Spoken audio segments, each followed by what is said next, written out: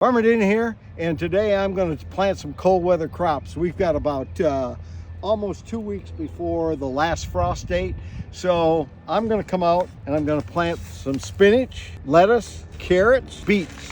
There's two major groups that you can plant when it's still cold out, just before it starts warming up. One is leafy greens, so anything in the green family, and then like any of your root crops like carrots and beets and even potatoes.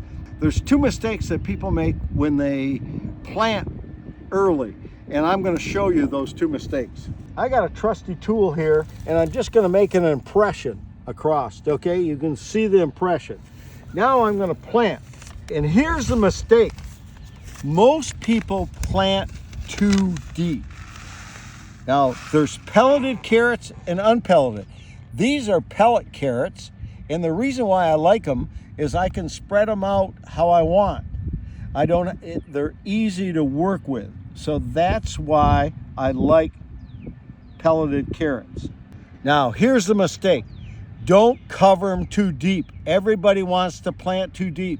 It should be no more than 1/4 inch at the very most. I'm doing mine about 1/8 of an inch, just covering them up.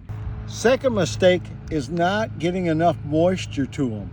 So you have to water in really very hard, and you got to keep them moist. If you don't keep them moist, they won't germinate. So here's how I keep mine moist. I have some paper. You can use newspaper. I happen to have this kind of paper.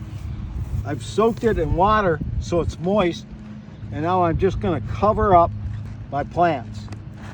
So now this is going to keep everything moist, and I'm going to check this every day. If this dries out, I'm going to water my paper hard to keep everything moist. So that's what you need to do if you want to grow really good root crops or leafy greens early in the spring. You got to keep them moist. You want to learn how to grow sweeter and bigger tomatoes pest-free? Then download my 7 hacks on how to grow sweeter and bigger tomatoes in the bio.